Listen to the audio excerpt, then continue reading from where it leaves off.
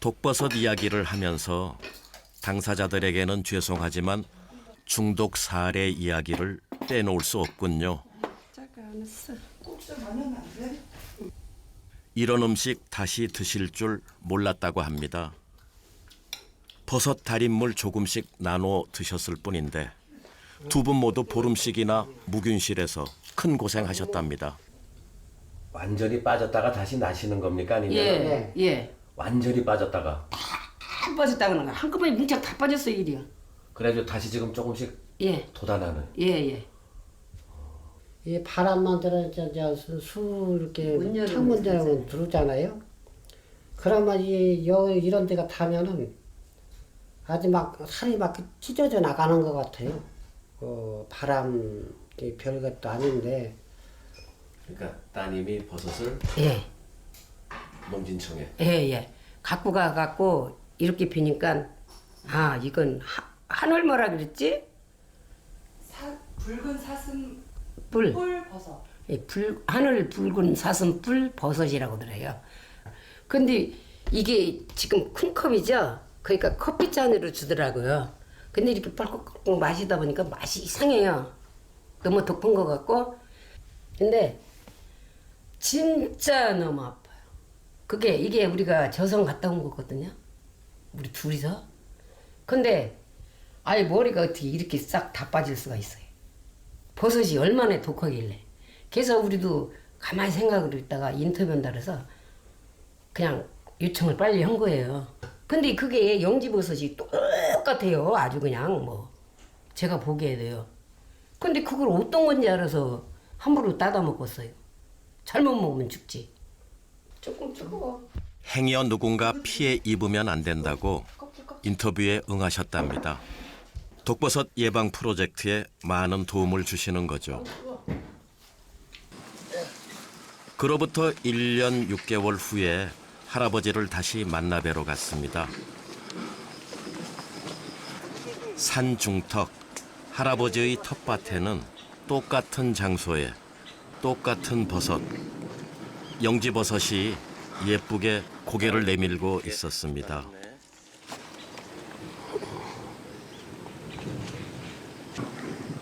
얼마 만에 머리가 다시 돋아나던가요? 그게 약 한 1년 정도 가요.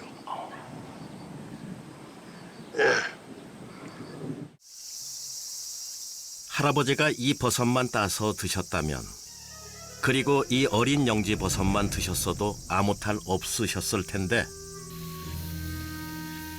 어린 영지 버섯과 구별하기 어려운 바로 문제의 이 붉은 사슴뿔 버섯을 함께 드셨던 것이지요. 맹독성 붉은 사슴뿔 버섯. 헷갈리지 않을 수도 있지 않겠나 싶은데, 영지버섯은 위에가 생장점이 노랗죠. 흰색 내지는 노란색이에요. 그러나 붉은 사슴뿔 버섯은 이것은 끝까지 빨가요. 거의 노란색이 없습니다. 그리고 영지버섯은 이런 가시 형성이 되니까 점점 성장점이 넓어져요. 넓어지는 데 반해서 붉은 사슴뿔 버섯은 좁아요. 위에가 이렇게 뾰족하게 좁다고.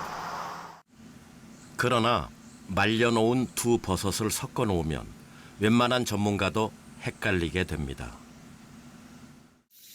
영지버섯이 몸에 좋다니까 먼저 따가고 싶은 욕심에 어린 영지도 무차별 채집하다가는 변을 당합니다.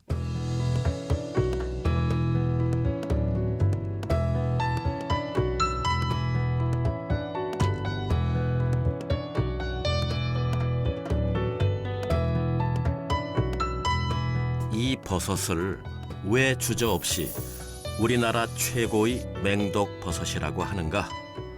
트리코테센. 이 독성분은 팔팔 끓여도 소용이 없는데 몸 안으로 들어가게 되면 DNA와 RNA의 합성을 방해하는 한편 여러분이 잘 아시는 적혈구를 파괴합니다. 그리고 백혈구도 사정없이 공격하지요. 최종적으로는 간 부전증을 유발하고 신장 기능마저도 파괴해서 극심한 고통 끝에 사망으로 이끌고 갑니다. 최근에 메디칼 잡지에 보면은 많은 논문들이 이 불로초, 이렇게 영지버섯에 의해서 재생 불량성 빈혈증이라고 해서 논문이 많이 나와 있어요. 한 수십 편이 나와 있습니다. 그런데 거기서 영지버섯의 성분이 그런 것이 아니고 우리가 말하자면 최근에 발견된 우리가 확인된 붉은 사슴뿔 버섯이 거기에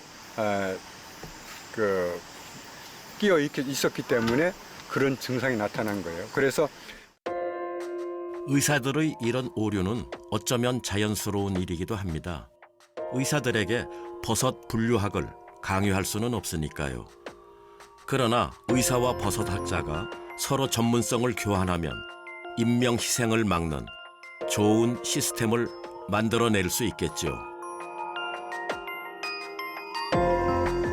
무슨 버섯 따먹고 난치병을 고쳤다더라. 이런 소리에 열광하시면 안 됩니다.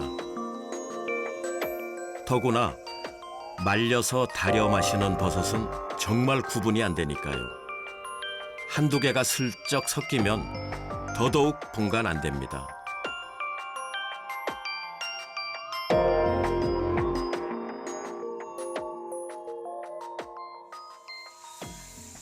저 버섯은 채집할 때 반드시 장갑을 껴야 합니다.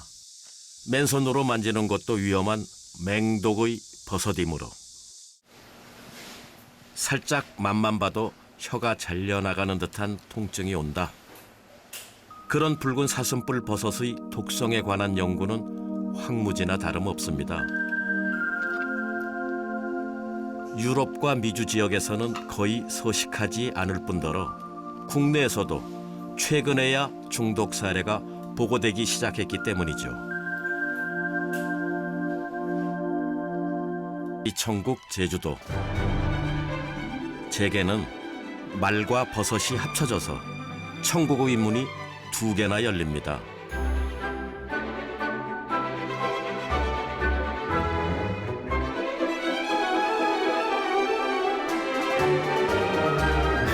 버섯을 찾으러 숲속으로 들어간다. 맞는 말씀이지만 우리는 말똥을 유심히 바라보지요. 무슨 버섯이 말똥에서 다 올라온담? 이건 수많은 똥버섯들에게 매우 신뢰가 되는 언급이죠. 동물의 분비물은 똥버섯이란 특수한 생태계를 만들어줍니다. 저런 버섯을 찍고 있으면 아무도 이거 먹는 버섯인가요? 묻지 않아서 좋습니다. 말똥에서 올라오는 데다 먹는다 해도 얼마나 많이 뜯어 모아야 한 젓가락이 될까? 그냥 무시해버리고 만다는 것이죠. 빠르게 자라는 기특한 계란 모자 버섯. 솟아오르는 모습이 눈에 그냥 잡힙니다. 말똥 위에서 자란다고 이것도 말똥버섯. 그러나 그 이름은 제주 사람들이 붙여준 것이고 정식 학명은 큰갓버섯. 이 버섯이 어떻게 자라나 꼬박 3일 밤낮 지켜보았지요.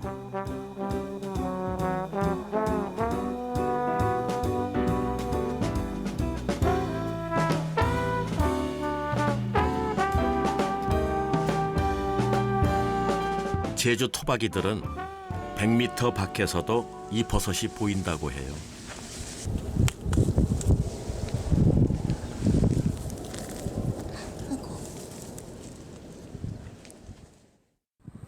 제주 사람들은 송이보다 이 버섯이 더 맛있다고 합니다. 그래서 살펴보기로 했습니다. 제주마, 마서방들은 이 버섯을 좋아할까? 지금 막 풀 뜯어 먹으러 나온 배가 고픈 상태인데도 전혀 흥미가 없나 봅니다.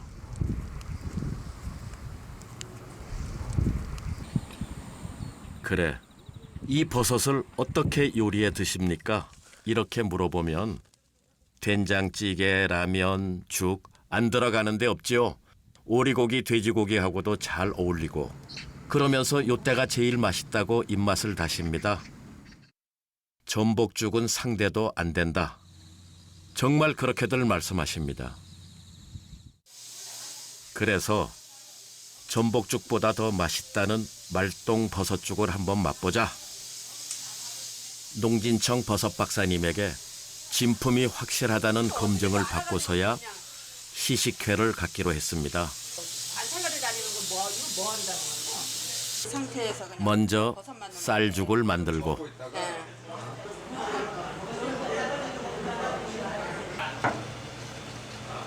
근데 이거는 이 버섯은 진짜 뜨거운 물에 가면 이게 흐물흐물해서 없어져 버려.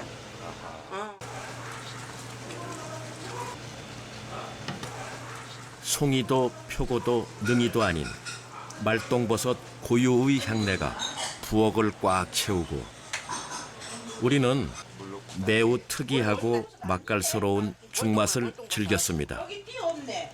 띠 있어. 그러나 자연의 선물에는 함정과 올무가 있다고 조심하지 않으면 큰 변 당한다고 경고하는 분이 계십니다. 똑같으니까 저희는 누가 봐도 똑같은데 그걸 안 먹겠습니까? 먹으니까 그런 뭐 이런 거 아니었나 한번.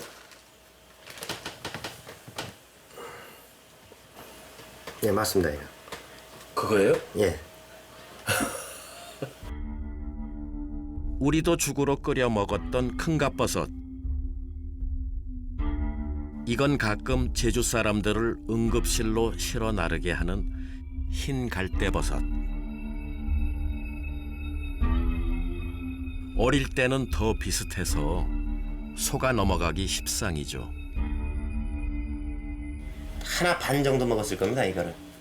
날로 드셨습니까? 아니면 아니요. 이제 볶아서 먹었죠. 볶아서? 예. 맛도 똑같아요, 맛. 말똥버섯하고. 예. 저희가 말똥버섯을 자주 먹는데 계속 올라옵니다. 나중에는 올라올 게 없으니까 이제 쓴물이, 노란 쓴물이 올라올 정도까지 가요. 계속 올라와요. 그 이후에는 말똥버섯도 안 드시겠네요. 아, 이제 버섯 같은 거 전혀 안 먹습니다. 말똥버섯이 확실해도 안 드셔요. 에이, 안 먹습니다. 그런데 사태는 더 심각한 양상으로 번져나가고 있습니다. 제주도에서만 발견되던 저 독버섯이 북상하고 있다는 거죠. 저 생강은 제주도에서 가져온 거란 말이죠. 요것만. 생강 모종에 붙어서 왔다. 그럼 그걸 살살살 한번 균사를 한번 볼까요? 그 네트가 20cm까지 내려간다는데요. 예. 어이구, 깊이 들어갔는데? 그죠? 봐봐요. 아, 이게 균근이 이렇게 형성이 돼서 이 뿌리에서 영양분이나 수분을, 물기를 다 뽑아 먹으니까 장분에 영향을 미치는 모양이네. 사람뿐 아니라 농작물에도 해를 끼치는 모양입니다. 여기도 있고. 이렇게. 봐봐. 어이구, 많은 애기. 제주도에서 가져온 생강 모종. 그 모종에 붙어온 흰 갈대 버섯의 포자들이 균사체로 뻗어가다 급기야는 생강을 죽게 만들고 그 피해가 사람에게까지 미칠 수 있다. 앞으로 저 버섯이 식용버섯으로서 상당히 맛이 있는 큰 갓버섯하고 거의 유사하기 때문에 저 그 흰 갈대버섯이 많이 발생됐을 경우에는 앞으로 그 중독 그 사고가 많이 일어날 것으로 지금 예상을 하고 있습니다. 온난화의 영향으로 북상한 제주의 독버섯. 어디론가 번질 것이 틀림없는데 경상북도 고령의 버섯 재배사에 이 독버섯, 흰 갈대 버섯이 무더기로 솟아올랐다는 좋지 않은 소식이 농진청에 접수되었고 이제 독버섯에 관한 한 우리는 또 한 가지 걱정이 늘게 되었습니다.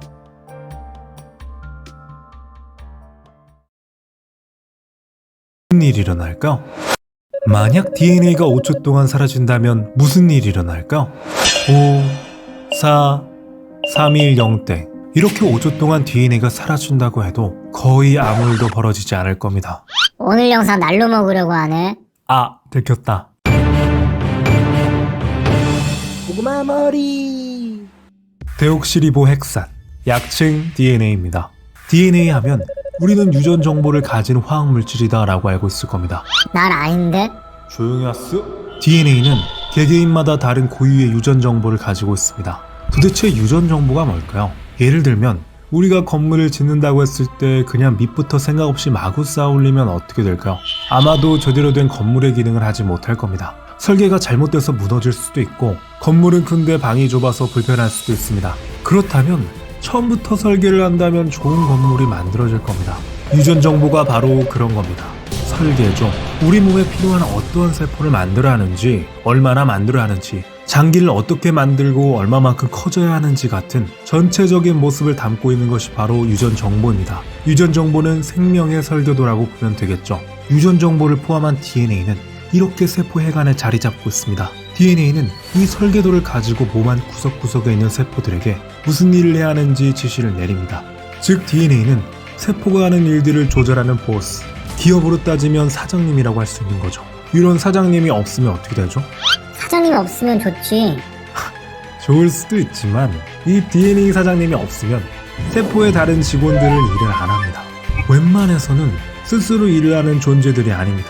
시켜야 하는 존재들이기 때문에 DNA가 없으면 세포가 제대로 작동을 못합니다. 그런데 5초 동안 보스가 사라졌다고 그 조직이 망할까요? 그렇지 않겠죠? 세포도 같습니다. 5초 동안 DNA가 사라진다고 해도 아무것도 못 느낄 가능성이 큽니다. 방사선의 피폭당해 DNA를 파괴당해도 곧바로 죽지 않습니다. 몇 시간, 며칠 이내에 면역체계 붕괴로 사망할 뿐이죠. 그럼 영영 DNA가 사라진다면 어떨까요? 우리 몸에는 약 30조 개의 세포가 우리의 몸을 유지하기 위해 열심히 활동하고 있습니다. 우리 몸 30조 개의 세포에서 DNA를 뺀다면 우리 몸에 약 120g 정도 됩니다. 무게도 적기 때문에 DNA가 사라지는 순간 아무것도 못 느낄 가능성이 크죠. 다음 날까지도 눈치채지 못할 겁니다. 그리고 끔찍한 일이 벌어지기 시작합니다. 세포는 DNA 지시에 따라 끊임없이 분열하고 죽고 있습니다. 1초당 380만 개 꼴로 세포는 세대 교체가 이루어지고 있죠. 10년이 넘는 무겁고 큰 세포를 제외하고는 80일이면 모든 세포가 새로운 세포로 교체되는 격입니다. 그런데 DNA가 다 사라진다면 더 이상 세포는 분열하지 않습니다. 세포가 분열하지 않는다면 우리는 매우 고통스러운 죽음을 맞이하게 될 겁니다. 혈액을 생성하는 1000억 개의 새로운 세포가 만들어지지 않는다면 우리 면역체계가 붕괴당합니다. 혈액에는 백혈구라는 면역 기능을 수행하는 혈액세포가 있는데 세균이나 이물질을 잡아먹으면서 항체를 형성합니다. 그래서 감염으로부터 신체를 보호하죠. 그런데 백혈구가 더 이상 만들어지지 않고 기존에 있던 백혈구는 수명을 다해 죽게 되니 면역 기능이 약해지는 겁니다. 이 시점에는 평범한 감기로도 죽을 수 있습니다. 5일이 지나면 위장을 감싸고 있는 모든 세포도 죽게 되겠죠. 이렇게 되면 더 이상 음식을 소화할 수 없게 되고 속이 메스껍고 속이 쓰리며 복부에서 고통이 느껴질 겁니다. 더 이상 세포가 성장하지 않기 때문에 머리카락뿐만 아니라 털도 자라지 않게 되겠죠. 그뿐만 아닙니다. 더 이상 피부세포도 만들어지지 않기 때문에 피부세포는 죽게 되고 피부는 떨어져 나갈 겁니다. 피부를 긁으면 피부의 찌꺼기들이 가득 떨어져 나가겠죠. 그리고 시간이 지나면서 뼈가 보일 겁니다. 하지만 그런 끔찍한 일은 보지 못할 겁니다. 그 전에 급속한 감염이나 장기 부전 등으로 인해 몇 시간, 며칠 이내에 사망할 테니까요. DNA 사라지면 안 되겠죠? 에휴, DNA만이겠냐? 내가 볼 땐 이 채널에서 뭐든 사라지면 멸망이야, 멸망. 조용.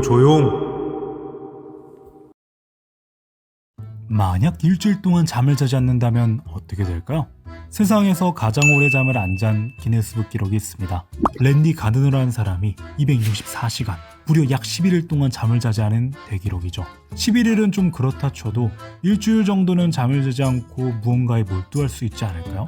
에휴, 잠 안 잘 생각하지 말고 평소에 잘해라 좀. 나대지 마수? 고구마 머리. 잠에서 깨어났습니다. 일주일 동안 잠을 자지 않기 위해 시작되는 첫째 날이죠. 일반적인 일상을 보내야 합니다. 일을 하든 공부를 하든 혹은 신나게 놀든 오늘의 일정에 따라 활동을 하고 난다면 16시간이 지나 있을 겁니다. 몸이 피로를 느끼기 시작합니다. 하지만 안 돼. 버텨야 합니다. 잠을 이기기 위해 책을 읽기 시작합니다. 무척 재밌습니다. 근데 왜 고구마 머리 만화책 입고 있냐고. 재밌더라도 피로는 누적되게 됩니다. 원래라면 잠을 자는 동안 우리의 몸은 피로를 풀고 뇌 안에 쌓인 독소를 제거합니다. 신기하게도 뇌 안을 물청소하듯 뇌척색으로 뇌에 쌓인 아데노신을 비롯한 노폐물을 씻어내고 이 노폐물을 간으로 보내서 정화작용을 합니다. 수면을 통해 이런 과정을 거치지 않기 때문에 피곤함을 느끼게 되는 것입니다. 24시간 후 피곤해서 움직임이 서투르게 됩니다. 눈도 풀려있고 손도 어색어색하고 주위에 있는 사물이나 물체에 집중하는 게 어려워집니다. 하루 종일 잠을 자지 않고 깨어있는 것은 혈중 알코올 농도가 0.1%와 비슷한 상태와 다름없습니다. 0.1%면 소주 한 병 마신 것과 비슷한데 이 상태로 운전했다가는 음주운전으로 실형에 처할 수 있는 심각한 상황입니다.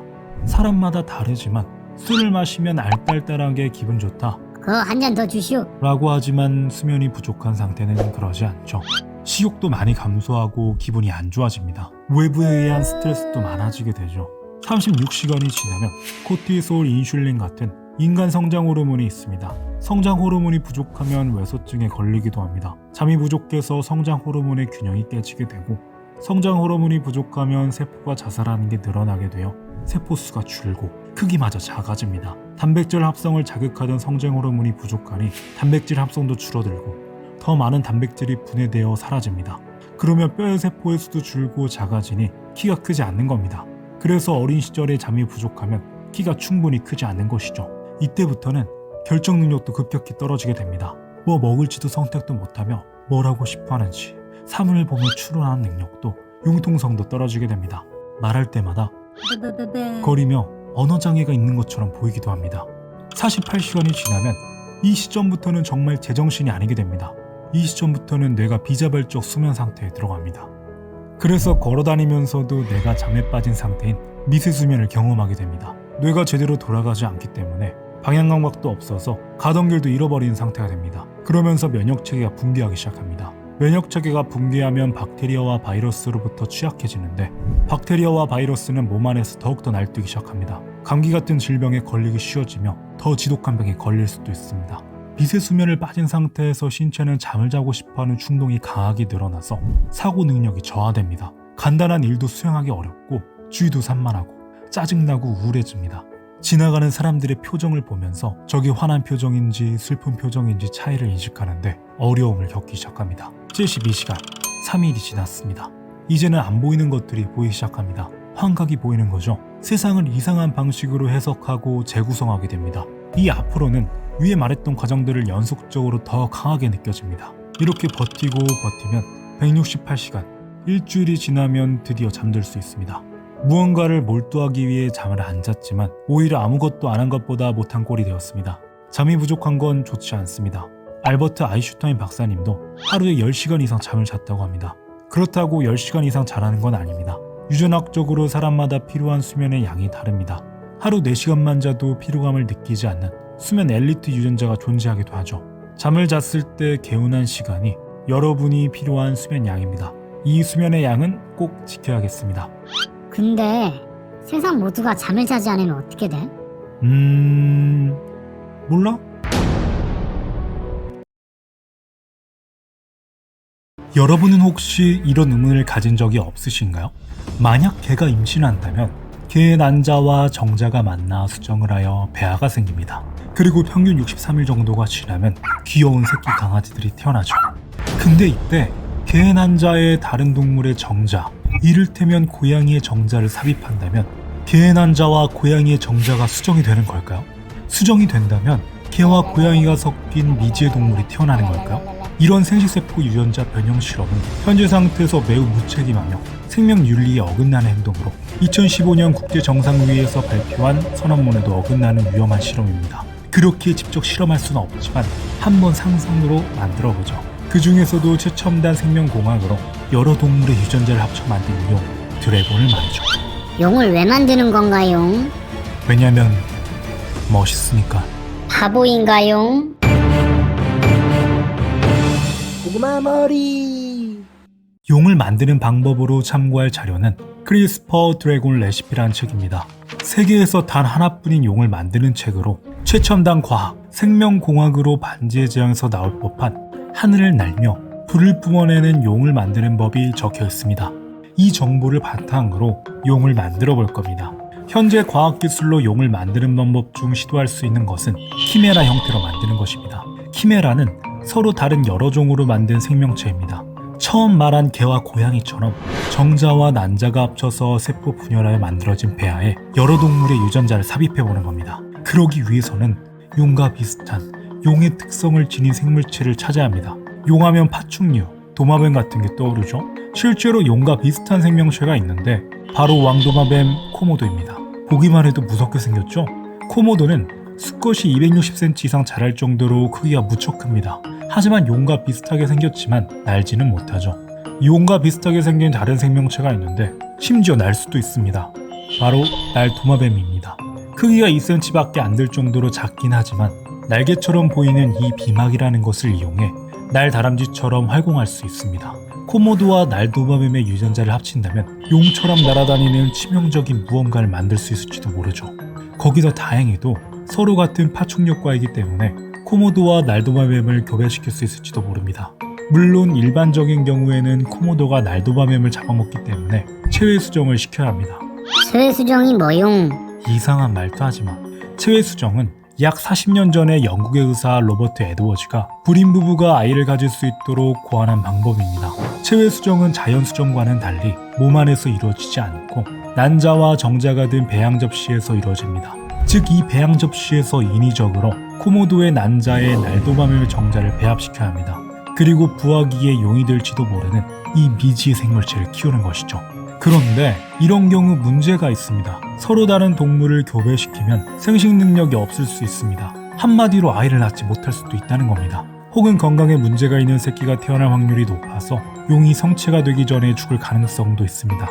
무엇보다도 우리의 생각과 전혀 다른 날개가 엉덩이에 달려있다든가 하는 괴상한 생명체가 탄생할 수도 있죠. 그래서 이 방법보다는 크리스퍼 유전자 편집 기술을 사용하는 게 좀 더 나을 수 있습니다. 크리스퍼 유전자 가위 한 번쯤 들어보셨죠? 아니요? 하여간 크리스퍼 유전자 편집 기술은 생명공학 분야에서 굉장히 핫한 기술입니다. 크리스퍼 카스9이라는 게 있습니다.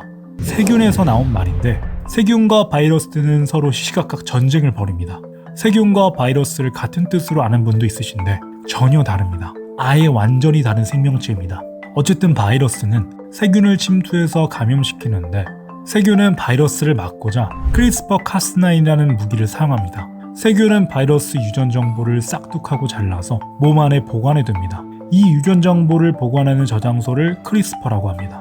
시간이 지나면 또 다른 바이러스들이 세균에 쳐들어오는데 크리스퍼 안에 있던 바이러스 유전 정보를 꺼내서 바이러스가 맞는지 확인합니다. 확인 결과 바이러스라고 인식하면 크리스퍼 카스9으로 바이러스의 DNA 특정 구간을 잘라서 스스로를 보호합니다.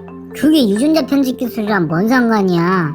여기서 똑똑한 과학자들은 이 크리스퍼 카스9을 이용하여 DNA 서열을 바꿀 수 있다는 사실을 알아냅니다. 크리스퍼 카스9으로 DNA 서열을 잘라 세포 안에서 유전자의 변화를 일으키는 것입니다. 예를 들면 날도마뱀의 정자와 난자를 채취해서 크리스퍼 유전자 편집 기술을 이용해서 크기가 커지는 유전자를 삽입하고 튼튼한 날개가 달리도록 팔을 길게 하고 비막을 더 크게 유전자를 변형시킬 수 있다는 겁니다. 그래서 이 크리스퍼 유전자 편집 기술을 이용해 식품의 유전자를 바꿔서 시장에 내놓기도 합니다. 비타민이 들어있는 쌀이라든가 씨 없는 수박 같은 것들 말이죠. 하지만 이 방식도 문제점이 있습니다.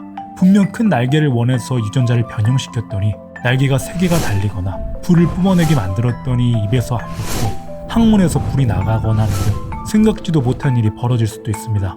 그래서 유전자를 조금씩 변형해서 한 번에 조금씩 실험해야 합니다. 그 말은 많은 실험체가 필요하고 코모도는 사람만큼 임신기간이 길기 때문에 실험하기 위해서는 여러 세대가 필요합니다.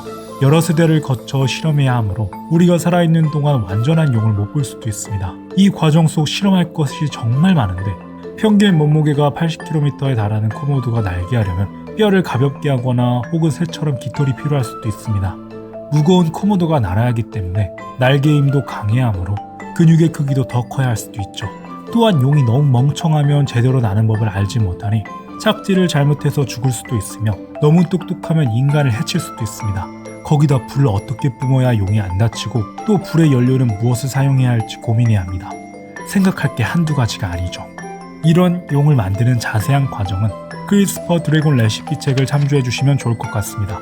책을 보는 내내 직접 생명공학자가 된 기분으로 세세하게 상상할 수 있어서 흥미진진했는데 책이 유머스러워서 웃기도 많이 웃었습니다. 하지만 그런 유머스러움과는 달리 책이 전하고자 하는 메시지는 무겁습니다.